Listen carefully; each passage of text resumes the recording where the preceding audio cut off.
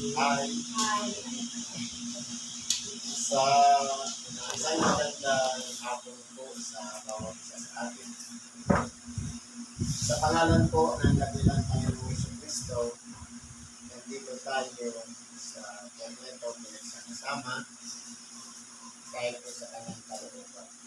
Siguro po, ang iba sa atin ay magkakaiba-iba ng sadya dito sa lugar nito. Mayroong pumunta, umako, para sa tawag ng paglilipuran at meron naman para makatulong, meron naman para sa sinumpaan tungkulin at meron din sa pangangailangan magkaroon ng kagaanan ang kanilang kabiganan sa buhay. Ngayon po, ang mensahe ngayon ay napakaganda po yung pag-aaralan natin. Sapagkat, nilunay po natin sa ating buhay, lahat ng mundo, tayo ay nagiging bahagi. O kaya nakakaroon tayo ng kaugnayan sa sipas nito. Ngayon, dahil ito'y binasa na, siguro hindi naman tayo magsasawa, basahin ulit natin.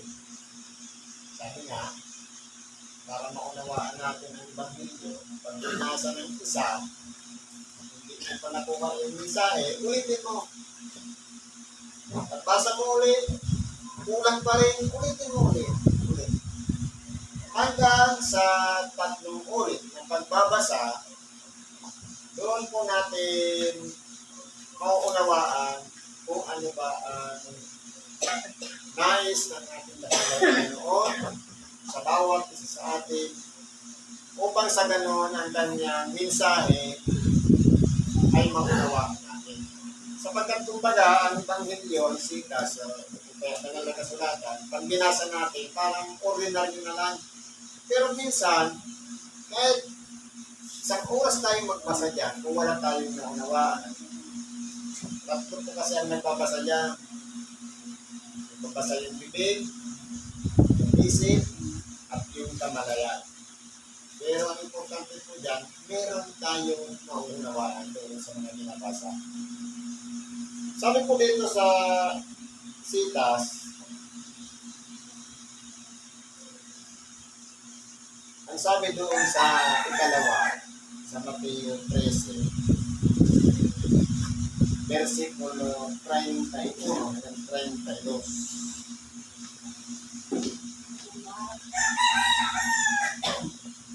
Ang sabi po ay ganito.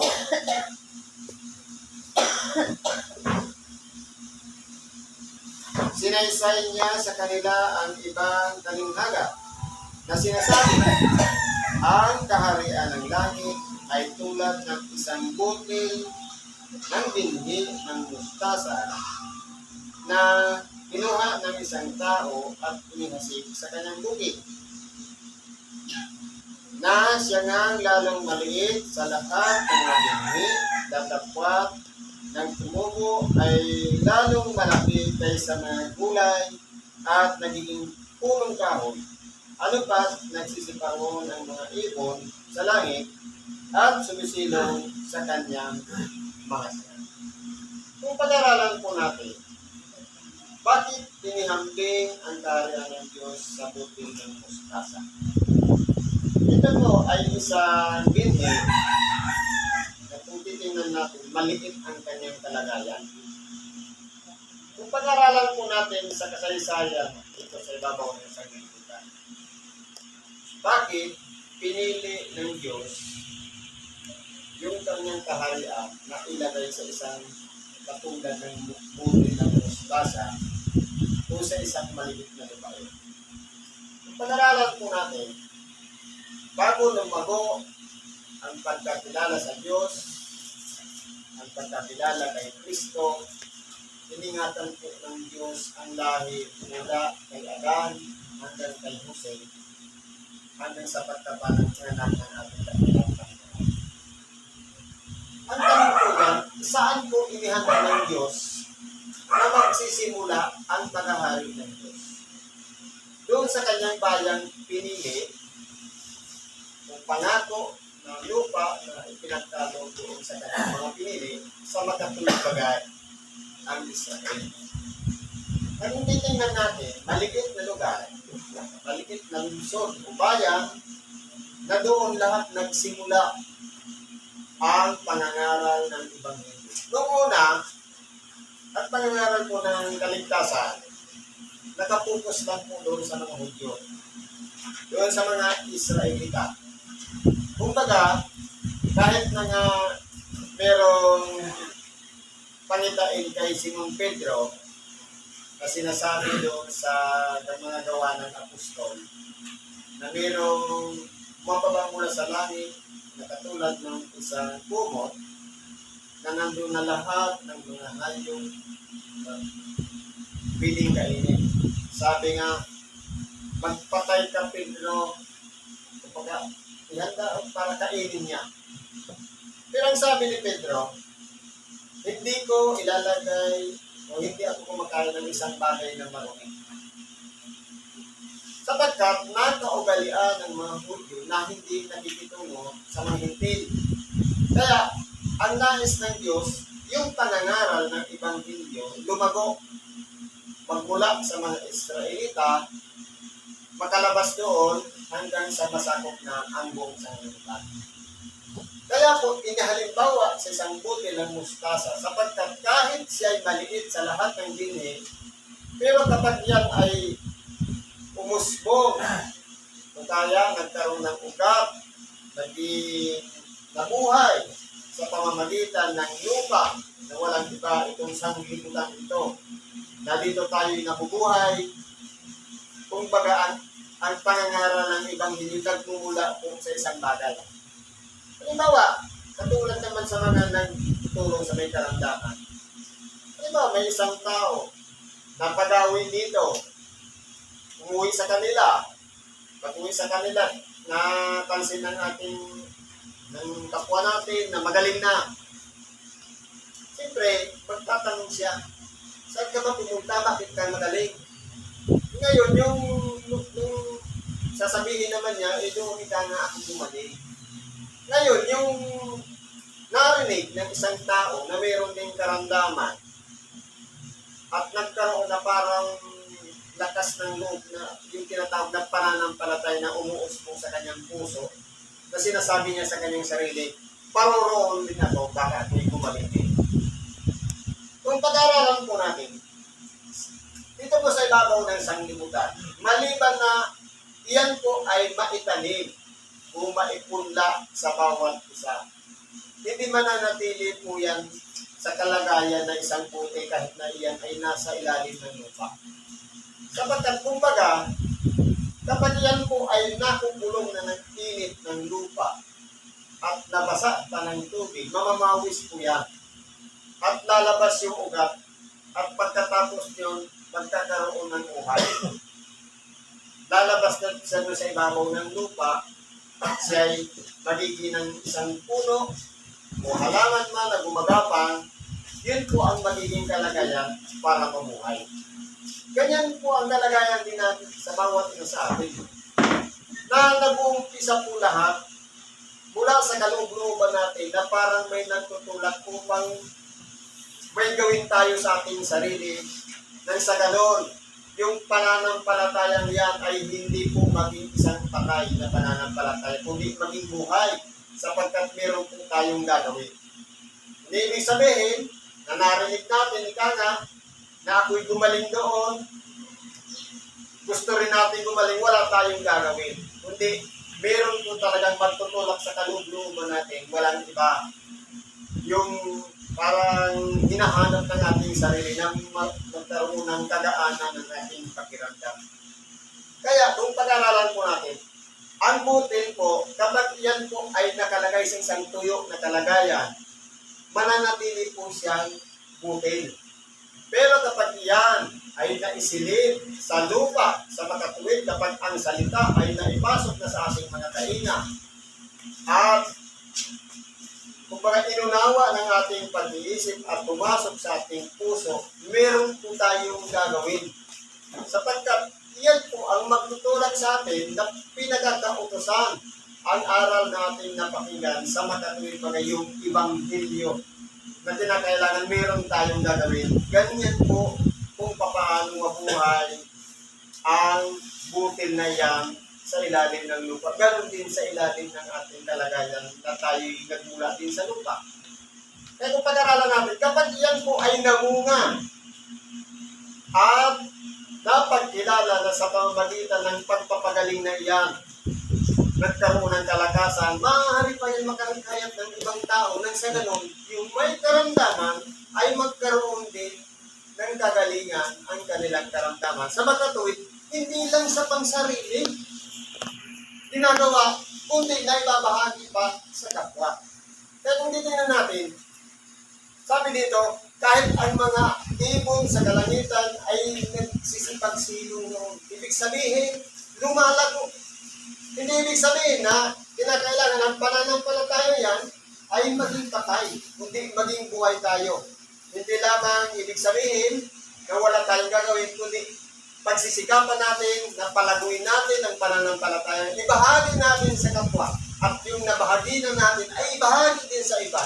Yan po ay magsisilago hanggang sa ang katotohanan at pagpapakilala sa ating dakilang Panginoon na siya lamang ang nagkakaloob ng kagalingan, na siya lamang ang nagkakaloob ng Ibanghilyo sa makatuwid bagay ang salita ng Diyos, na siyang bumubuhay sa ating natutulog na isipan o damdamin nang sa ganon tayo po ay magpatuloy ng buhay dito sa ibabaw ng sanlibutan.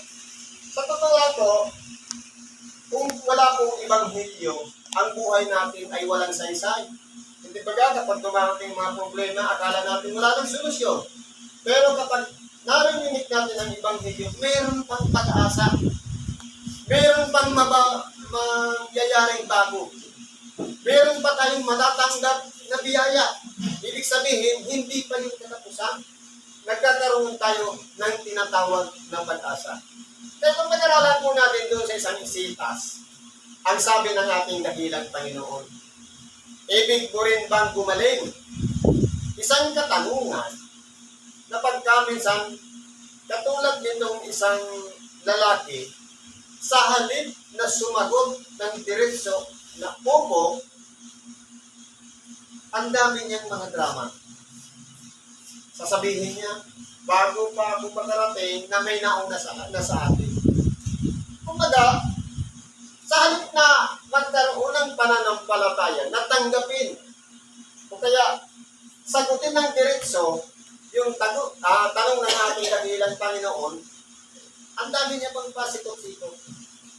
Diba, kung tayo po kaya may karamdaman, nandiyan na sa harapan natin, katabi natin ang ating dakilang Panginoon. Bumubulong. Gusto mo rin bang gumaling? Sasabihin natin, kasi wala akong pera.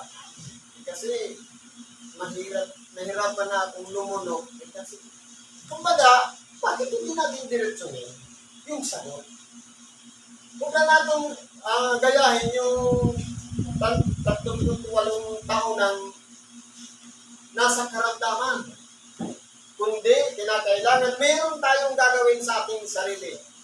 Walang iba ang sagutin natin ang pagtatanungan ng ating dakilang Panginoon ng oo kung gusto talaga natin gumaling.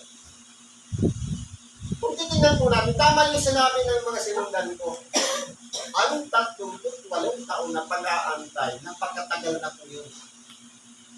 Kumbaga, wala na siyang ginagawa, parang na ang nangyari, nakaugalian niya na lang yung lalaki, na kapag panahon na kinakalabaw yung tubig, naparuroon siya. Parang ordinaryo na lang sa kanya. Pero, nung nilapitan siya ng ating dakilang Panginoon, hindi pa siya nagkaroon ng pag-asa. Kundi ang sagot niya, kapag nangyayari kasi yan na kinakailangan mo ng tubig, nahuhuli na ako. Parang hindi niya nakilala ang dakilang Panginoon. Bumupulo. Asa sabihin sa gusto mo gumaling. Hindi dapat gayahin na may karamdaman na hindi direkta kung sa mayroon bang pag-asa ang buhay natin?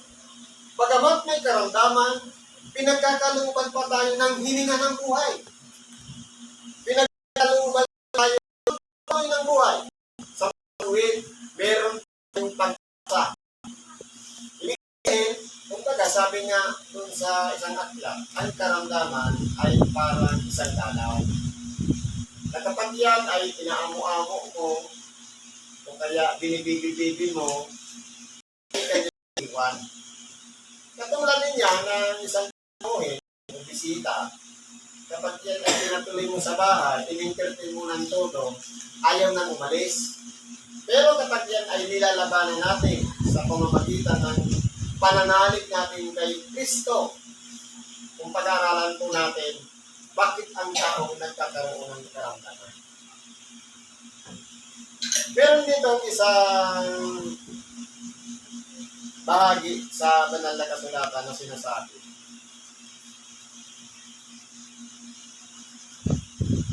Kung maalala natin yung araw din ng Sabat na ang ating dakilang Panginoon ay may lumapit sa Kanya. Ang isang babae na may espiritu ng sakit na may 18 taon na at tutong baluktot at hindi makaunat sa anumang paraan.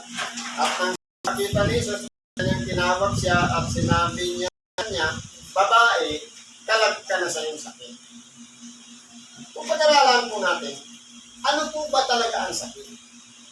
Ang sakit ay isang espiritu na kapag iyan ay nanirangan sa ating katawang laman, bumabagsak iyan. Ibig sabihin, nasasabot na yung sarili nating espiritu. Kaya nga ang sinabi ng ating dakilang Panginoon, pinagkalooban niya ng kapamahalaan at ng mga kaloob ang kanyang mga alagad na walang iba sakupin ang mga demonyo. Palabasin ang demonyo sa mga taong may sakit. Kung pag-aralan po natin, kapag ang isang tao ay nasa paghihirap ng karamdaman, pinapahirapan po siya ng espiritu ng sakit. Kaya po siya hindi makahinga. Iba yung panglasa, parang walang kagana-gana, minsan may pangulo. Kaya ibig sabihin po,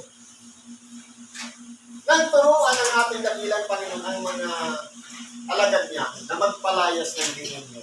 Ito na po yung pagkakataon na tsansa na ang mga demonyo kahit man noong mga panahon ng ating dakilang Panginoon, ang mga inaalihan ng masamang espiritu, kapag malapit ng ating dakilang Panginoon, na nagsisigawan sila. Sinasabi, ikaw na anak ng kataas-taasan, naparito ka ba upang kami ay isupilin, o kaya matulan, o kaya pahirapan. Kundi ang ginagawa ng ating dakilang Panginoon, pinanalayas niya o kaya pinangangatan ng espiritu nang sa ganung hindi na makapagsalita, sapagkat mas mabuti pa yung mga masamang espiritu, kilala ang ating dakilang Panginoon. Pero yung mga Hudyo na nakakaalam ng mga kautusan, nakakaalam ng mga hula ng mga propeta patungkol sa Mesiyas, na nandiyan na sa harap nila ang Mesiyas, hindi nila nakilala. Bagkus, hinatulan pa nila sapagkat ang ating dakilang Panginoon ay nagpagaling sa araw ng Sabat. Kung pag-aaralan po natin, bakit nagkaroon ng mga palatuntunan? Bakit nagkaroon ng mga kautusan? At bakit nagkaroon ng mga kahatulan? Dahil po sa katigasan ng ulo ng mga tao. Kaya nagkaroon ng kautusan. Nang sa ganon, mayroong pagbabatayan ng mga bawal o hindi dapat gawin at mga dapat na gagawin ng isang tagasunod o kaya naglilingkod sa Diyos. Kaya po nagkaroon ng mga kautusan at sa mga pasaway na nagpapatuloy sa kanilang paggawa ng masama, mayroong mga kahatulan. Kaya kung pag-aralan po natin dito sa Ebanghelyo na ito, ang isang espiritu na nandidiyan sa ating katawan, yun po ang nagpapahirap na tayo, ang karamdaman natin hindi agad gumagaling.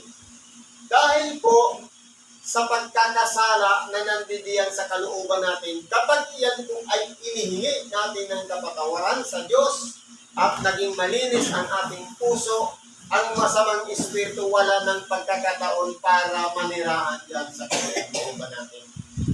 Kaya nung sinabi natin dakilang Panginoon, nung pinagbuhat niya ng kanyang higaan at gumaling, doon na sa, nung umalis ang ating dakilang Panginoon at doon niya natagpuan sa isang lugar, na sinabi, ikaw ay magaling na, huwag ka nang magkasala ulit, baka mangyari sa iyo ang mas masama. Kung pag-aralan po natin, isang salita o isang linya ng pananalita ng ating dakilang Panginoon, may pangyayari po yan. Kaya ang isang tao na kapag pinagkalooban ng tsansa o pagkakataon na gumaling at hindi nakapag-ingat ng kanyang sarili, o kaya yung tinatawag sa atin na nabina, napahamak ng mas higit pa kisa dating kalagayan. Bakit po? Nung gumaling, yung espiritu nandiyan sa katawan, lumabas. Ngayon, ano ang gagawin ng espiritu? Sabi po dito sa Mateo.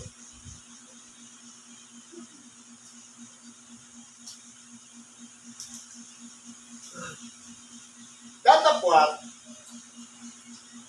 ang karumaldumal na espiritu, kung siya'y lumabas sa tao, ay lumalakad sa mga dakong walang tubig, na humanap ng kapahingahan at hindi makasumpo. Kung magkagayoy, sinasabi niya, babalik ako sa aking bahay na nilabasan ko. At pagdating niya, ay nasusumpungan niyang walang laman, walis na at nagagayakan. Ibig sabihin, halimbawa, ang isang tao na may espiritu ng sakit, kapag iyan ay sa pamamagitan ng kaloob ng Diyos, pinagkalooban ng kagalingan, o kumbaga, wala ng sakit, nagkaroon ng lunas yung karamdaman.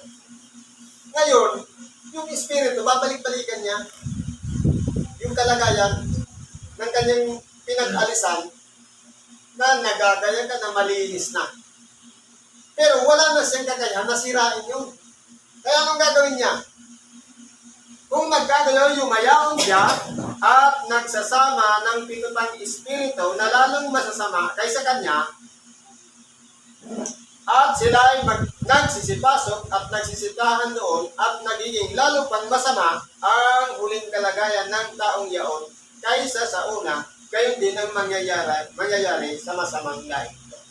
Kaya kung pag-aaralan po natin, kapag ang isang espiritu ay bumalik at nakita niya nagagayakan, malinis na, ang gagawin niya, maghahanap pa siya ng pitutang espiritu na mas masasama isa sa kanya. Kaya kung titingnan natin, dati ang sakit ng ulo, tinulungan, gumaling, nabinat, hindi lang sakit ng ulo. Napakarami ng komplikasyon. Sapagkat, iba-iba ng espiritu ang nandun sa katawan. Espiritu ng sakit para sa buto, para sa laman, para sa puso, para sa baga. Yan, magsasama-sama na yan doon. Kaya kung titingnan natin, marami ng komplikasyon.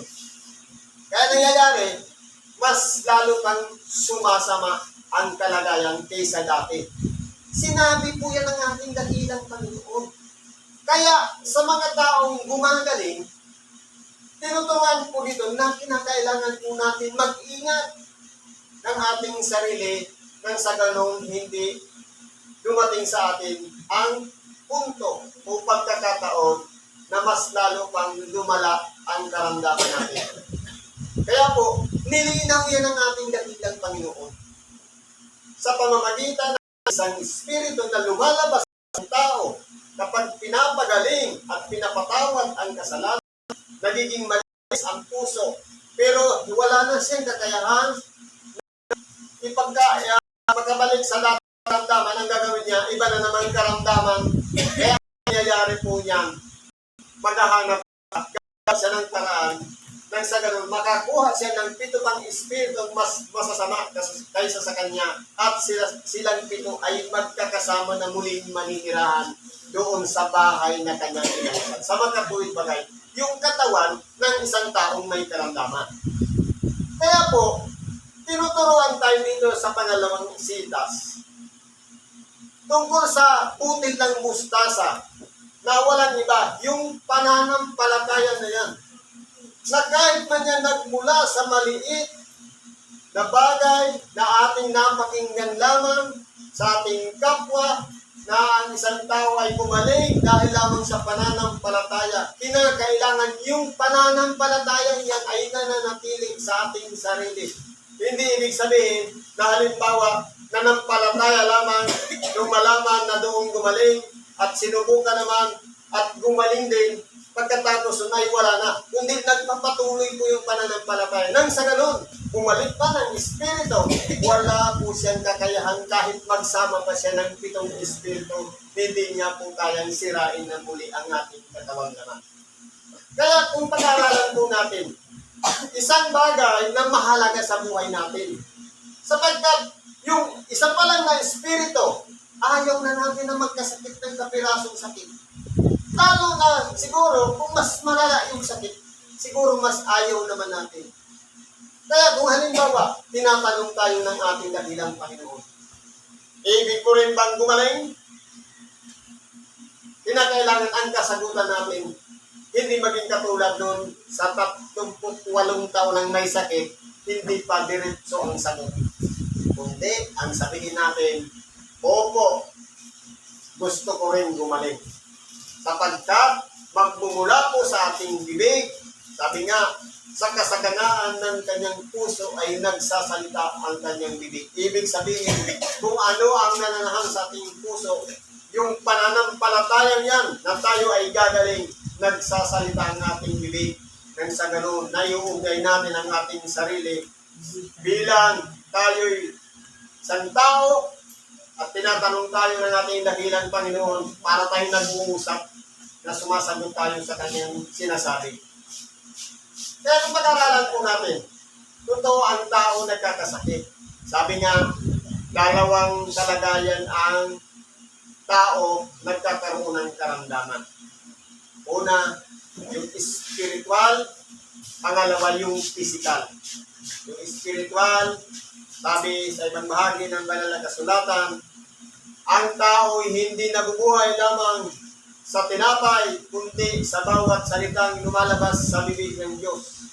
Ibig sabihin, kung napabayaan natin kumain ng pagkain material, tayo'y nanghihina, nagkakaroon ng karamdaman, nagkakaroon ng sakit sa tiyan, at pagkaminsan, hindi tayo makapag-isip ng maayos, lalong-lalo na siguro yung sinabi ng ating dakilang, kundi sa bawat salitang lumalabas sa bibig ng Diyos, yun po ang ikinabubuhay din ng tao. Bilang pagsunod sa kalooban ng Diyos, kinakailangan din nating mabuhay sa salita ng Diyos. Sapagkat ito po ang nagbibigay sa atin ng kalakasan para magtagumpay sa mga pagsulot na dumarating sa ating buhay. Ang karamdaman, hindi po yan permanente. Dumadaan lang yan sa buhay ng tao. Pero kung malakas ang ating pananalig o pananampalataya sa Diyos, sasabihin natin, kung sabi kanina, mapalipat ang bundok na ito sa dagat, susunod yan kung ang lakas ng ating pananalig katulad ng isang butil ng mustasa. Pero, kung wala po tayong gagawin, hindi natin sasabihin yung karamdaman niyan. Tayo po kasi ang gagawa niyan. Sapagkat halimbawa, may tinulungan may karamdaman. Ang gusto ng bantay, gumaling. Pero yung may karamdaman, ayaw naman uminom ng gamot. Paliwala rin. Kaya kinakailangan, meron talaga tayong gagawin. Sapagkat, pinagagaling po tayo sa ating pananampalataya. Sabi nga, pinagaling ka ng iyong pananampalataya. Ang gumagaling po yan, yung pananampalataya natin kay Kristo, pananampalataya natin sa Diyos. Hindi po yung doktor, hindi yung medisina, hindi yung albularyo, hindi yung manggagamot, o hindi man yung herbal, kundi mga kaparaanan lamang yan upang dumaloy ang kapangyarihan ng Diyos nang sa ganun ang mga taong nasa kabigatan o karamdaman ay magkaroon ng kagalingan. Pero kahit minsan hindi po yan dapat aakuin ng kahit isang doktor o isang albularyo o manggagamot. Ang isang bagay na dapat sanay para sa Diyos sa makatuwid bagay ang kapurihan, sapagkat tayo'y pantay-pantay lamang na mga tao. Wala pong makapagsasabi sa atin, akong nagpagaling sa iyo o kaya siyang nagpagaling sa iyo, sapagkat Diyos lamang po ang nagpapagaling. At tayong lahat na mga tao, lahat tayo ay nagkakaroon din ng karamdaman. Kaya sabi nga, meron nga pasyente na nakausap ko, nagkwento sa akin. Sabi daw ng doktor sa kanya, 6 na buwan na lang ang buhay mo. Sabi ng pasyente, tumigil ka dyan. Sino ka? Diyos? Para bilangin mo ang araw ng aking buhay? Nung sinawa niya yun, nagulat lang yung doktor. Totoo nga naman talaga. Walang karapatan, kahit doktor Manuel Bular yung magsabi na 6 na araw na lang ang buhay o 6 na buwan na yan o taon. Diyos lang ang nakatataho ng ating pag-iisip. Bago pa tayo inanyuan sa sinapupunan ng ating ina, meron nang nakatakdat ng buhay na ating pagdadaanan, yung mga kabalisahan, mga problema, karamdaman, mapagdadaanan natin yun. At pati yung hangganan ng ating buhay dito sa ibabaw ng sanglibutan. Yan po ay nakatadhana na rin sa atin. Ang importante po yan, hindi po yung pagtatagumpay sa mga sakit. Hindi yung pagtatagumpay sa mga problema o mga pagsubok o mga danas ng buhay. Kundi ang makilala natin si Kristo na pagkatapos na ang tao ay mamatay, meron pa tayong inaasahan sa makatuwid bagay ang pangalawang buhay o buhay na walang hanggan. Na doon sa piling ng Diyos, wala na doong init, wala nang karamdaman, wala nang paghihirap o sakit, wala na tayong dadanasing mga problema, mga pagsubok o kabigatan sa buhay, sapagkat nandun na ang pagtatagumpay natin, wala na doon ang manunukso. Tayo'y nasa piling na ng Diyos kung tayo po ay magtatagumpay. Kaya ang pinaka-importante po yan, maisilid sa isipan at sa puso ng bawat isa sa atin ang Ebanghelyo sa makatuwid bagay, sa ikatututo natin dito sa ibabaw ng sanglibutan, at sa ikaliligtas din natin sa pagbabalik ng ating dakilang Panginoon. Sapagkat ang nais po talaga ng Diyos o ang pinakaplano niya, yung eternal life, buhay na walang hanggan. Lamang sinira ng kanyang kalaban. Kaya nandito tayo naghihirap ng init, ng bilad, ng araw, ng mga problema, mga sakripisyo na mga dinadanas ng ating katawan. Pero ang pinakaprograma talaga ng Diyos, walang dapat na mangyari na kahirapan sa tao. Kaya ang nangyari, dahil nasira na yan, panindigan natin, magipaglaban tayo dito sa pagtatagumpay sa ibabaw ng sanglibutan. Hanapin natin si Kristo na pagharian tayo dito sa ating puso. Sabi niya, hanapin muna ninyo ang kanyang kaharian at ang kanyang katwiran, at ang lahat ng bagay ay pawang idaragdag sa iyo. Sa makatuwid, kapag nasumpungan natin sa ating puso si Kristo, ang pag-ibig ni Kristo, ang pagmamahal niya sa atin, sapagkat inilalagay niya sa ating puso ang kanyang Ebanghelyo, kapag pinaghaharian na tayo, ang kagalingan ay bungos na lang. Karagdagan na lang sa mga hinihingi natin yan. Kaya po, may proseso. Una, kinakailangan mayroong tagapangaral. Walang tagapangaral kung walang tagapakinig. Wala rin tagapakinig kung walang sinugo. Walang sinugo kung kung walang nagsugo kung walang Diyos. Sa makatuwid mula sa Diyos, maraming mga dinaanan para ang Ebanghelyo makarating sa atin. Lamang nagkataon, ipinapangaral ang Ebanghelyo, meron tayong karamdaman. Kaya kung hindi man tayo nakapagsimba, sa oras na tayo naging malakas, sa oras na naging mahina tayo, ito yung pagkakataon ng Ebanghelyo. Isinisilid ng Diyos sa ating tainga para makapasok sa ating puso. At ito ang magiging daan ng sa ganon maibsan ang ating karamdaman at yung espiritong masama na nandiyan nagpapahirap upang tayo'y magkaroon ng karamdaman ay palayasin sa mga bagay. Ang manirahan dapat yan, ang Espiritu Santo na siyang magpapabago ng ating buhay. Kinakailangan hindi na natin gawin muli ang pagkakasala. Para nang sa ganun, hindi na muling magkaroon ng puwang. Yung Espiritong lumabas na maghanap pa ng pitong Espiritu para makabalik muli tayo sa kalagayan na tayo ay isang may karamdaman. Kaya kung tayo pinagaling na, mag-ingat na po tayo. Gawin na natin kung ano ang nakalulugod sa Diyos sa mga tuwid bagay. Ang pag-iingat ng ating sarili na huwag na tayong muling magkasalang muli.